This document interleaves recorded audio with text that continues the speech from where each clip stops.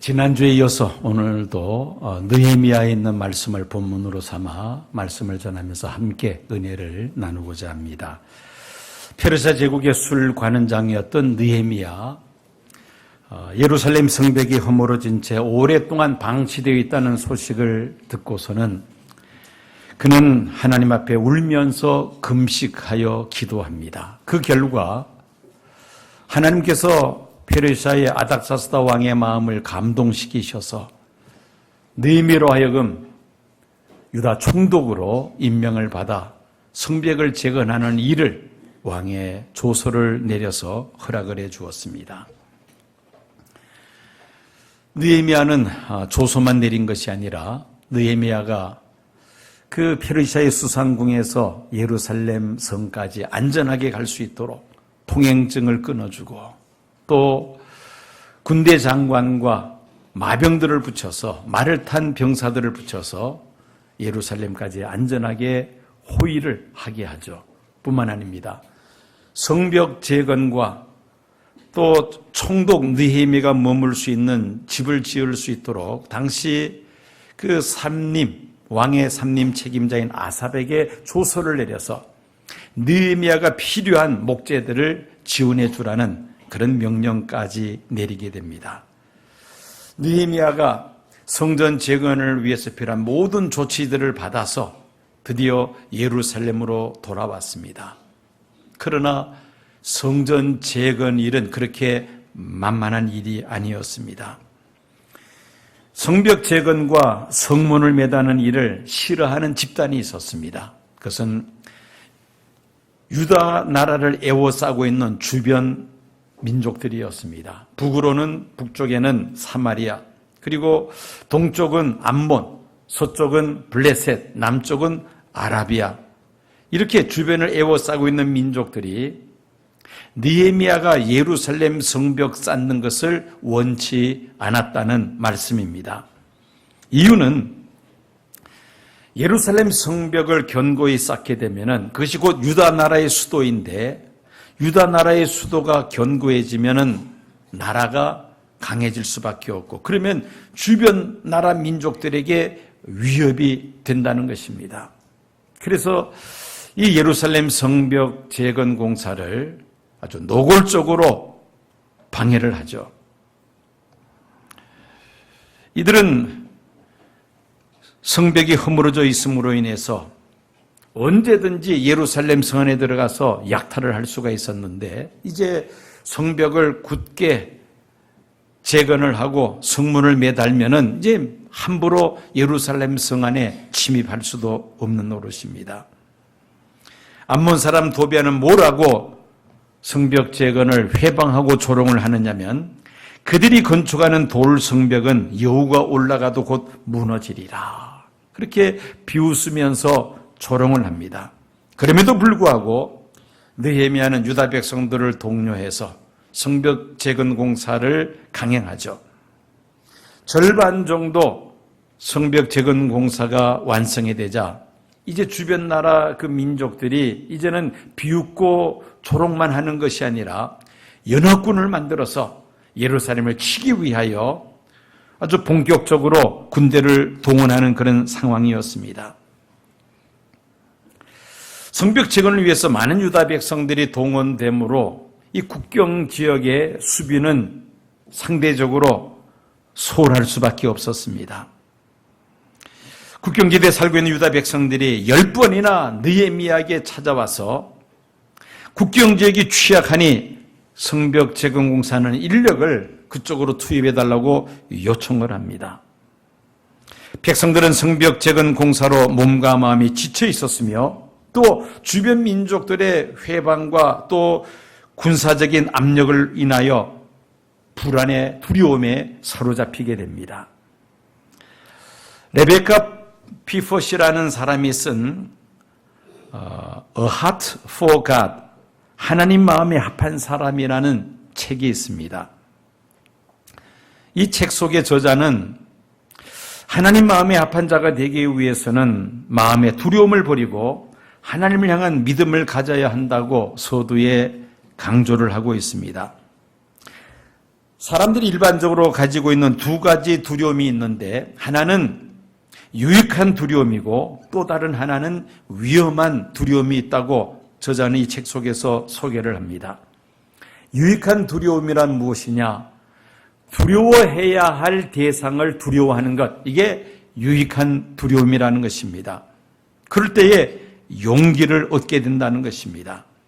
잠언 9장 10절 보면은 여호와를 경외하는 것이 지혜의 근본이요 거룩하신 자를 아는 것이 명철이니라 하는 말씀이 있습니다. 여호와를 두려워하는 것이 지혜의 근본이라는 이 말씀은 두려워해야 할 대상인 하나님을 두려워할 때에 하나님으로부터 지혜를 얻게 되고 용기를 얻게 된다는 말씀입니다. 이것이 바로 유익한 두려움이라는 것이죠.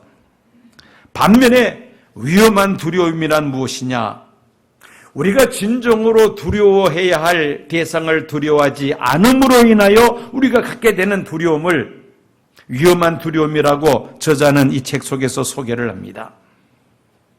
결국 우리가 두려워할 대상은 하나님인데, 하나님을 두려워하지 아니하면 그 외에 다른 무엇을 두려워하는 마음을 사람들이 갖게 된다는 것이죠. 이것이 바로 위험한 두려움, 무익한 두려움이라는 것입니다. 이스라엘 백성들은 두려워해야 할 하나님이 있습니다. 그런데 그 하나님을 두려워하지 않고 두려워하지 말아야 할 이방 군대를 두려워하는 그 불신앙으로 인해서 오히려 이방 군대에 의해서 빈번하게 패하는 그런 케이스가 성경 여러 군데에 소개되어 있습니다. 이런 두려움을 무익한 두려움이다, 위험한 두려움이라고 저자는 말하고 있습니다. 우리도 광야 같은 세상 속에 살면서 때로는 진퇴양난의 그런 어려운 경우를 경험할 때가 있습니다. 나도 모르는 사이에 그 세상에 대한 마음에 두려움을 갖게 됩니다. 하나님을 두려워하는 사람들은 그런 세상 일에 대해서 두려움을 갖지 않는데, 하나님을 두려워하지 않으면 그 세상 일들에 대해서 자꾸 걱정하게 되고 염려하게 되고 불안과 두려움에 사로잡히게 되는 것입니다. 우리는 세상을 두려워하지 아니하며 하나님을 두려워하면서 하나님을 우리가 믿고 의지할 때에 어떤 어려운 상황도 능히 헤쳐나갈 수 있는 지혜와 용기를 얻게 될 줄로 믿습니다. 유다 왕국의 수도 예루살렘 성벽의 둘레가 24km나 됩니다. 건장한 사람이 부지런히 6시간을 걸어야 한 바퀴 돌 수 있는 큰 성이라는 말입니다. 그 큰 성에 성벽을 높이 쌓는 일이 이게 얼마나 어려운 일입니까? 또 이 성이 평지에 있는 것이 아니라 산등성에 있기 때문에 더더욱이 성 쌓기가 힘듭니다. 많은 인력이 투입이 되어야 하는 그런 공사입니다. 이 공사 자체도 힘든 일인데 주변 민족들이 비웃고 조롱하고 그래도 계속 진행하니까 이제는 군대를 동원해서 예루살렘을 치려고 했던 것입니다. 이로 인하여 유다 백성들의 마음속에 불안과 두려움으로 가득 차게 되었다는 것입니다. 느헤미야가 성벽 재건할 때에 그보다 더 어려운 문제가 있었습니다. 그것은 유다 나라 내부의 갈등이었습니다. 느헤미야는 성벽 재건 공사를 할 때 공사 구간을 다 이렇게 정해 놓았습니다. 그리고 성 안에 살고 있는 사람들 각자의 가장 가까운 위치에 구간을 정해놓고 그 성벽을 다시 쌓게 했습니다. 그런데 귀족들 가운데 드고와의 귀족들은 이 재건 공사에 참여하지를 않았습니다. 공동체를 이끌고 나갈 때 가장 어려운 경우가 바로 이런 때입니다. 대다수의 사람들이 함께 동참해서 열심히 일을 하고자 하는데 중요한 위치에 있는 사람 한두 사람이 자기 뜻이 같지 않다고 참여하지 않을 때이죠. 그럴 때 그러므로 인하여 지도자의 마음이 상하게 되며 의욕을 상실하게 할 뿐만 아니라 공동체의 결집력을 약화시키는 중요한 요인이 됩니다. 이보다 더 큰 문제는 재건공사에 동원된 백성들 가운데 가난한 사람들의 생계가 막연해진 것입니다.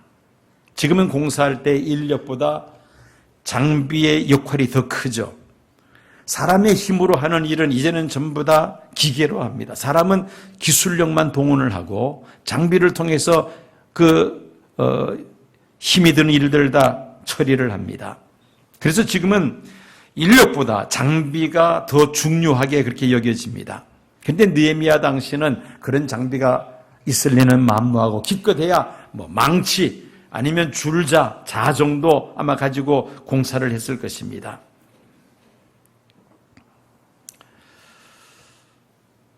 사람의 힘으로 해야 하는 일인 만큼 인력 동원이 매우 중요하다는 말입니다. 성벽 재건 공사를 한다 해서 나라가 동원된 그 사람들이 백성들에게 인건비를 지불할 수 있는 그런 상황은 전혀 아닙니다. 다 그저 부역, 노력 동원을 해서 성벽 재건 공사를 진행하고 있는 상황이죠. 부자들은 자기가 가지고 있는 재산이 있기 때문에 먹고 사는데 문제가 없습니다만은 가난한 사람들이 문제입니다. 하루 일해서 하루 벌어먹고 사는 사람들이 이 공사에 동원이 되어서 부역을 하다 보니까 돈을 벌 수가 없죠. 가족들이 먹을 양식이 끊어져 버리고 맙니다. 더구나 이전에 발생했던 흉년으로 인하여 백성들은 논밭을 저당 잡아 돈을 빌려서 양식 문제를 해결을 했습니다. 이제는 저당 잡힐 논밭도 없습니다. 집도 저당 잡힐 수 없는 상황입니다. 어떻게 되느냐? 오늘 말씀 느헤미야서 5장으로 넘어가면은 사람들이 자녀들을 종으로 팔아 양식을 구했다고 기록을 하고 있습니다.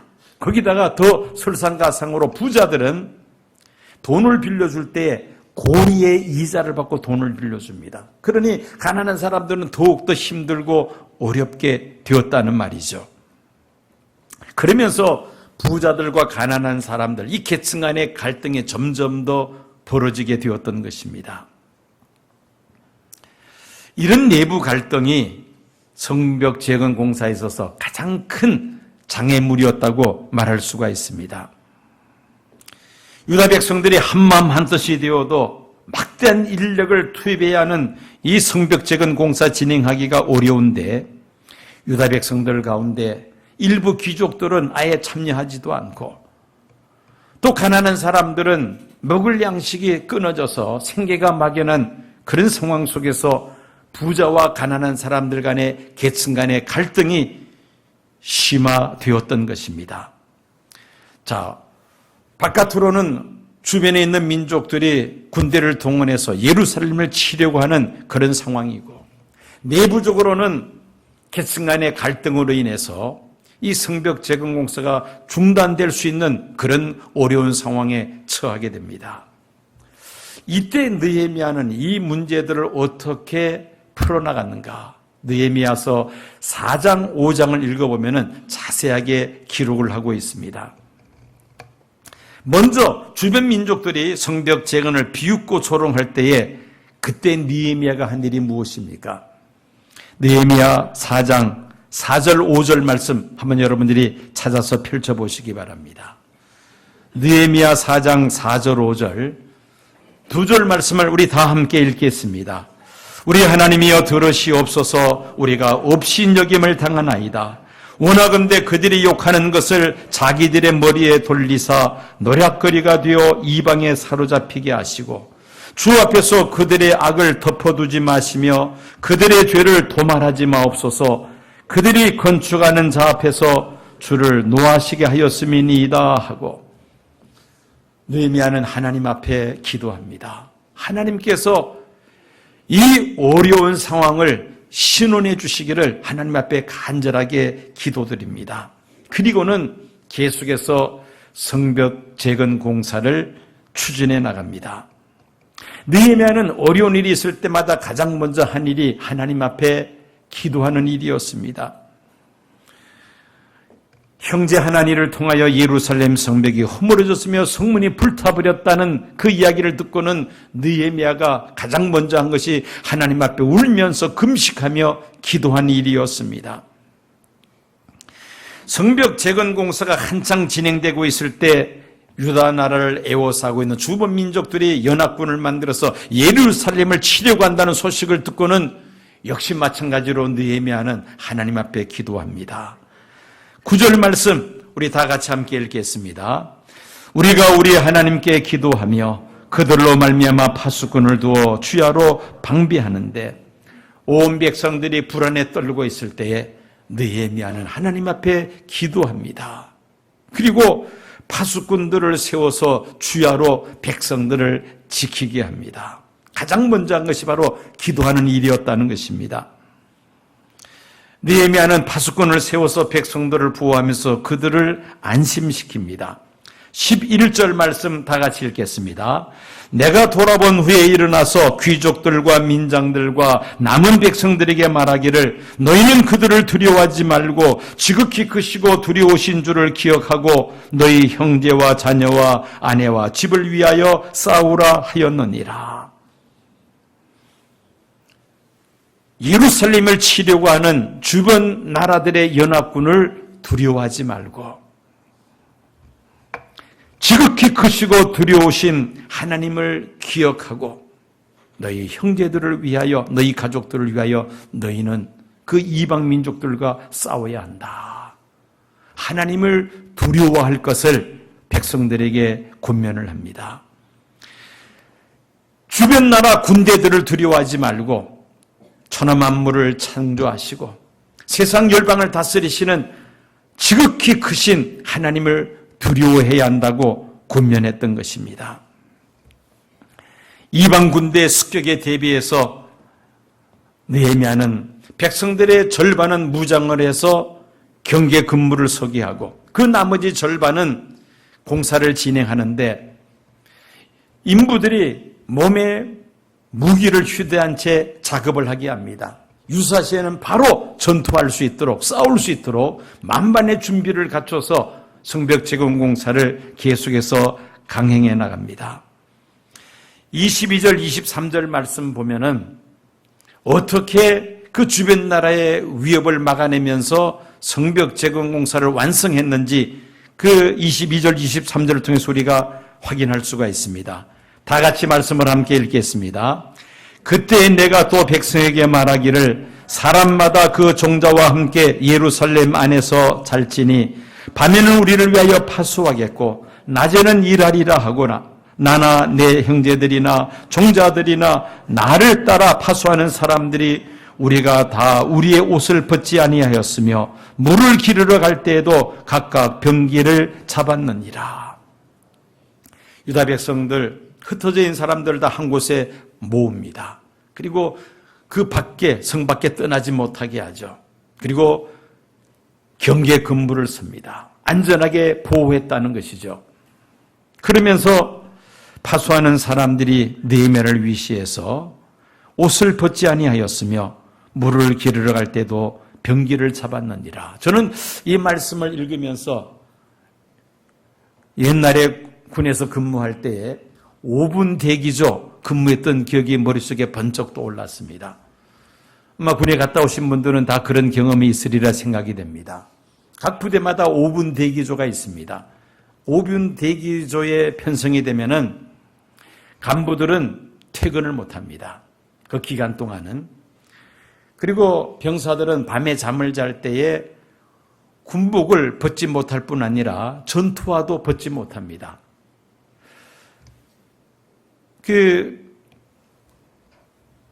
유사시에 이제 어떤 사태가 발발하면은 이 5분 대기조는 단독 군장을 해서 단독 군장이 뭐냐면은 개인 화기와 실탄과 뭐 수류탄, 크레모아 이런 무기들이 있습니다. 그거를 다 가지고 5분 대기조가 타는 트럭이 또 항상 대기하고 있어요. 그 트럭에 타서 부대 정문 유영소까지 5분 안에 출동을 해야만 합니다. 그 5분 안에 출동하는 이게 쉬운 일이 아니죠. 이 군화 씻는 것 시간만 하더라도 5분이 걸립니다. 그러니까 아예 밤에 잘 때 군화를 벗지 못하, 쉬는 채로 잠을 자야 됩니다. 그러면서 5분 대기조를 하는데, 만약에 한밤중에 비상을 걸어서 5분 안에 유용소까지 5분 대기조가 출동을 못하면은 그 책임자는 문책을 면치 못합니다.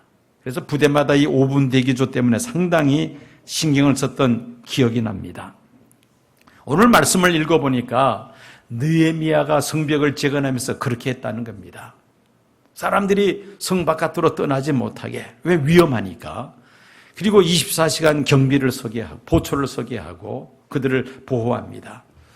특별히 이 무기를 들고 경계 근무를 서는 사람은 잠을 잘 때도 옷을 벗지 않고 옷을 입은 채로 잠을 자고 물을 들어갈 때도 항상 무기를 가지고 물을 들어가게 했다는 겁니다. 유사시를 대비해서 철저하게 대비하는 이 느헤미야의 전략을 우리가 엿볼 수가 있습니다.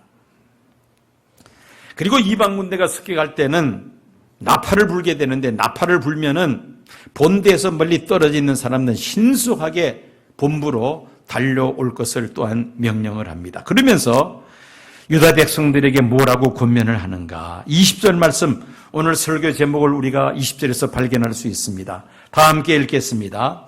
너희는 어디서든지 나팔 소리를 듣거든 그리로 모여서 우리에게 나오라. 우리 하나님이 우리를 위하여 싸우시리라 하였느니라. 주변 이방 나라 군대들이 예루살렘을 치기 위해서 공격할 때에 제사장들이 나팔을 불 터인데, 나팔을 불면 신속하게 본부로 있는 곳으로 사람들이 모여야 하며, 그 나팔 소리를 하나님이 들으시고 우리 하나님이 우리를 위하여 싸우시리라. 이스라엘 백성들을 격려하는 말씀입니다. 한번 따라 하실까요? 우리 하나님이 우리를 위하여 싸우시리라. 불안에 떨고 있는 유다 백성들에게 이 말씀이 큰 위로와 힘이 되었다는 말씀입니다. 느헤미야는 어려운 일이 발생할 때마다 먼저 하나님 앞에 기도합니다. 하나님의 뜻을 찾고 구합니다. 만약에 사태에 대비해서 또한 그는 철저하게 준비하면서 그 계획을 따라서 차질 없이 그 공사를 계속해서 추진해 나갑니다. 결국 52일 만에 성벽 재건 공사가 완성이 됩니다. 여러분, 우리는 이 말씀들을 통해서 느헤미야가 얼마나 치밀한 사람인가를 엿볼 수가 있습니다. 보통 기도 많이 한다 하면서 전혀 행동에 옮기지 않는 사람들이 들어 있습니다마는, 느헤미야는 하나님 앞에 먼저 기도하면서 또 철저하게 준비하는, 행동하는 믿음의 사람이었다는 것입니다. 성벽 재건 공사에서 발생했던 유다 백성들 간의 계층 간의 갈등 문제는 또 느헤미야가 어떻게 풀어나갑니까? 이어진 흉년으로 양식 구하기가 어려웠으며 가난한 사람들은 양식 사기 위해서 자기의 자녀들을 종으로 팔아야 할 그런 어려운 상황이었습니다. 거기다가 부자들은 돈을 빌려줄 때 고리의 이자를 받고 빌려줌으로 가난한 사람들의 어려움은 더욱더 가중이 됩니다. 도문된 백성들이 고된 노역에 먹을 양식은 없고 자녀들을 종으로 팔아야 할 사정이 되자 가난한 사람들의 원망의 소리가 점점 더 커져나기 시작합니다. 5장 1절 말씀을 다 같이 함께 읽겠습니다. 그때의 백성들이 그들의 아내와 함께 크게 부르짖어 그들의 형제인 유다 사람들을 원망하는데, 이게 이제 더 큰 문제입니다. 성벽 재건 공사에 있어서 자칫하면 성벽 재건 공사가 중단될 수도 있는 그런 어려운 상황이라는 것입니다. 이런 상황 속에서 느헤미야는 어떻게 이 문제를 극복해 나갑니까? 귀족들과 민장들을 불러서 그들에게 크게 꾸짖습니다. 어찌하여 동족들에게 돈을 빌려주면서 그런 고리의 이자를 받고 빌려줄 수가 있느냐? 나라가 지금 이렇게 어려운 상황 속에서 너희들 배만 채우려고 하느냐? 백성들에게 이자를 받지 말고 그들이 갚을 때까지 이자를 받아서는 안 된다는 그런 권면을 할 때에 이 귀족들과 민장들이 거기에 동의를 하고 그렇게 결의를 하죠. 이러므로 인하여 가난한 사람들과의 갈등을 봉합시킵니다. 그런데 느헤미야는 이 문제를 놓고 본인이 솔선수범을 하죠. 유다 총독으로서 마땅히 백성들로부터 세금을 거두어들여서 그 세금을 가지고 자신과 또 그 신하들, 관리들의 녹을 삼을 수도 있음에도 불구하고 느헤미야는 자기와 함께 신하들을 백성들로부터 세금을 거두지 않고 녹을 받지 않습니다. 소위 말하는 자원봉사로 했다는 것이죠. 그것만이 아니죠. 느헤미야와 함께 예루살렘에서 함께 밥을 먹는 사람, 식솔 인원이 150명이나 됩니다. 민장들과 따르는 신하들과 많은 사람들이 있겠죠. 그 150명의 식솔들이 있는데 그들 하루 식사를 위해서 필요한 음식이, 부식이 소 1마리, 그리고 양 6마리, 또 많은 양의 닭을 준비해야만 했습니다. 열흘에 한 번씩은 포도주를 갖춰 식사 대접을 하여야 했습니다. 느헤미야는 하루 식사하는 이 많은 양, 매일매일 이렇게 많은 양의 부식이 조달이 되어야 되는데 여기에 필요한 돈을 자비로 부담했다는 겁니다. 백성들로부터 세금을 거둬서 이 문제를 해결하지 않고 자신이 사유재산으로 이 문제를 해결했다는 것입니다. 12년 동안 유다 총독으로 있으면서 느헤미야는 그 부자들 앞에서 본을 보여주었던 것입니다. 느헤미야가 얼마나 자신의 조국 유다를 사랑했는지를 엿볼 수가 있죠. 지도자가 이렇게 본을 보이니까 귀족들과 돈 가진 사람, 부자들이 가난한 사람에게 더 이상 이자를 받을 수가 없게 되었다는 것이죠. 그러면서 내부 갈등을 봉합을 시킵니다. 우리는 이런 과정들을 보면서 유다가 성벽 재건에서 어려운 상황에 처해 있을 때에 느헤미야가 어떻게 그 문제를 잘 극복해 나갔는지를 우리가 자세하게 살펴보면서 교훈을 얻을 수가 있습니다. 오늘 한국의 현실이 어떠합니까? 느헤미야가 예루살렘 성벽을 재건할 때보다 더 어려우면 어렵지 덜한 상황은 아니라고 생각을 합니다. 북한은 3대 독재 체제 유지를 위해서 내부적으로는 언론을 철저하게 통제하고 인권을 말살하며 또 대외적으로는 핵 무기를 개발해서 북한을 간섭하지 말라는 그런 사인을 보내고 있죠. 한국을 위시해서 세계를 핵무기로 위협을 하고 있습니다. 한반도 주변에 미중 일러 강대국들이 북한 핵 폐기 문제를 놓고 큰 틀에서는 동의를 하지만은 그러나 구체적인 상황에 있어서는 서로 이해관계가 얽혀서 북한 비핵화 문제가 그렇게 쉽게 해결되지는 않을 것으로 보여지고 있습니다. 우방으로 여겼던 미국의 트럼프 대통령은 국가의 이익을 최우선시함으로 인하여 늘 우리는 불안한 눈으로 쳐다보고만 있습니다. 일본은 징용 배상 문제를 놓고 한국에 경제 제재를 가하고 있습니다. 주변 강대국들과 협력하여서 북한 핵 비핵화 문제를 풀어나가야 하는데 오히려 이 외교 관계가 점점 더 지금 어려워지고 있습니다. 국내 문제로 눈을 돌린다면은 상황이 점점 더 악화되고 있습니다. 지난주 설교할 때 이미 말씀을 드렸습니다만은 경제적으로 점점 지금 힘들고 어려워져 가고 있습니다. 빈익빈 부익부 현상은 점점 더 커져나가고 있고 실업 문제는 점점 더 지금 심각해지고 있고 청년 실업은 갈수록 지금 늘어나고 있습니다.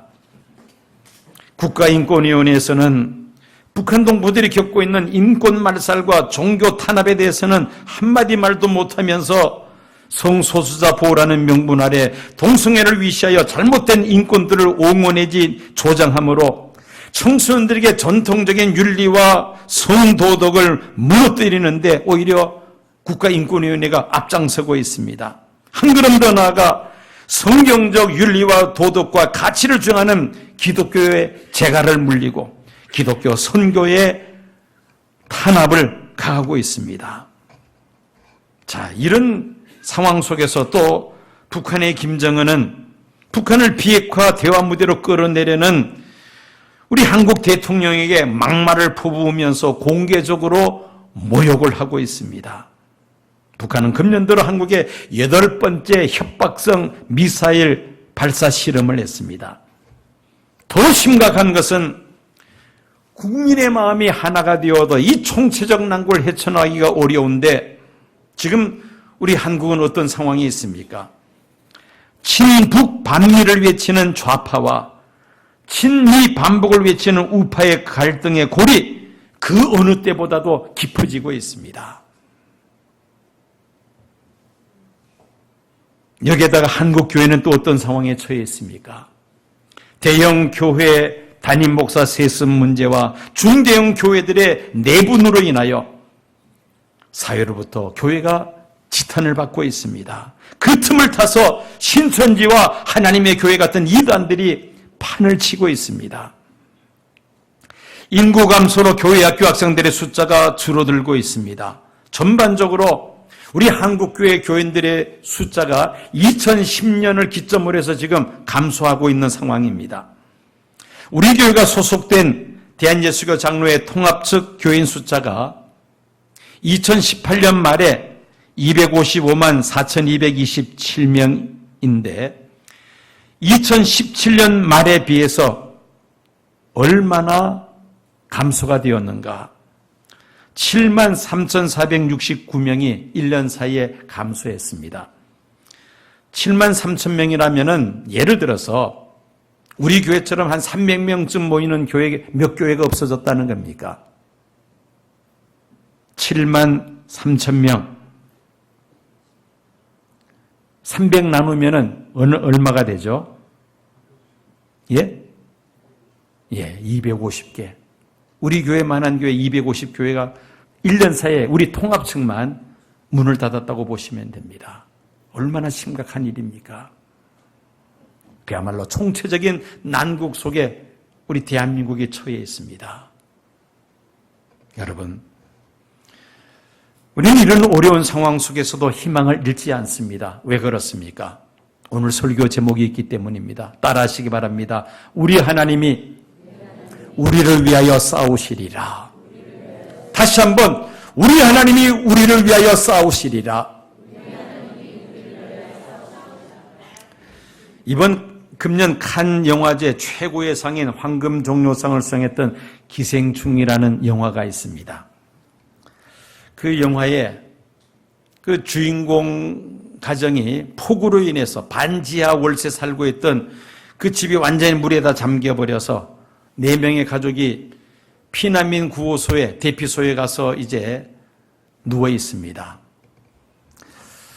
마룻바닥에 누워서 백수 아버지와 백수 아들의 대화를 서로 나눕니다. 매사에 계획적이고 민첩한 아들이 아버지에게 무언가 계획을 세워야 되지 않느냐고 그렇게 질문을 하죠. 그랬더니만은 백수 아버지 주인공이 아들에게 쏟아놓는 궤변이 있습니다. 가장 완벽한 계획이 뭔지 알아? 무계획이 완벽한 계획이야. 무계획이 완벽한 계획이야. 계획을 하지 않으면 실패할 일도 없어.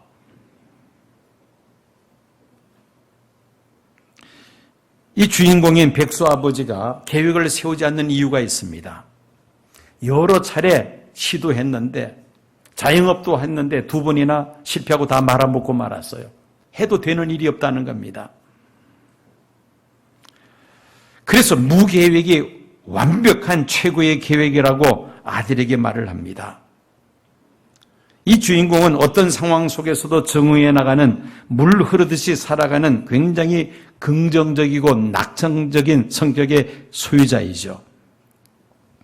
여러분, 믿지 않는 사람들은 이런 말을 할 수 있지만은 우리 믿는 성도들은 이렇게 말해서는 안 될 것입니다. 세상 살면서 내가 계획한 대로 되지 않은 일들 참 많습니다. 그러나 하나님께서 계획하시는 일들은 반드시 다 이루어질 줄로 믿습니다. 그래서 우리가 계획을 세우려면은 기준을 어디에 두어야 합니까?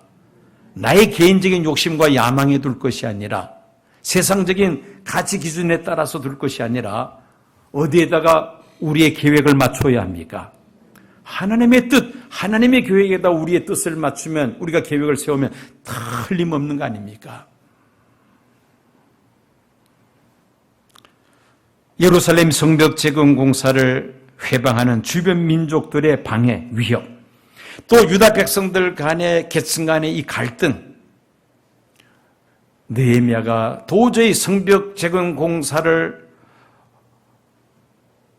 완성할 수 없는 그런 아주 어려운 상황이었습니다. 그런 상황 속에서 느헤미야가 취했던 것은, 가장 우선적인 것은 하나님 앞에 기도하는 일이었습니다. 하나님의 뜻이 무엇인가를 찾는 기도이죠. 그리고는 치밀한 계획을 세웁니다. 전략을 세웁니다. 그리고 백성들에게 그 계획을 따라 진행할 수 있도록 독려하고, 낙심될 때는 격려하고, 어려운 문제들은 본인이 솔선수범하면서 그 문제를 풀어나가면서 결국은 성벽 재건 공사를 완성합니다. 오늘 예배에 참석하신 성도님들, 내가 계획한 대로 일이 잘 되지 않아서 실망하고 낙심한 분들이 있습니까? 자꾸 마음이 불안해지고 두려운 마음을 갖는 그런 사람들이 있습니까? 우리는 이 세상을 두려워할 것이 아니라 살아계신 하나님을 두려워해야 할 줄로 믿습니다. 하나님을 두려워하면 세상 일 때문에 우리가 두려워하지 않는다는 것입니다. 우리를 위하여, 우리 하나님이 우리를 위하여 싸우시리라. 이 믿음을 가지고 있다면 우리가 어떤 상황 속에서도 좌절하지 않습니다. 하나님의 뜻을 찾고 그 뜻 앞에 순종하며 믿음으로 나아갈 때에 하나님이 우리를 위하여 싸우심으로 어떤 역경도 넉넉히 헤쳐나가게 될 줄로 믿습니다. 우리는 나라를 위해서도 느헤미야 같은 심정을 가지고 기도해야 할 줄로 믿습니다. 인간의 힘으로 도저히 해결할 수 없는 사면초가와 같은 이런 절망적인 상황 속에 처해 있지만은 느헤미야 같은 심정을 가지고 하나님 앞에 기도함으로 인하여 어떤 절망적인 상황도 헤쳐나갈 수 있는 믿음의 사람들 되어야 할 줄로 믿습니다.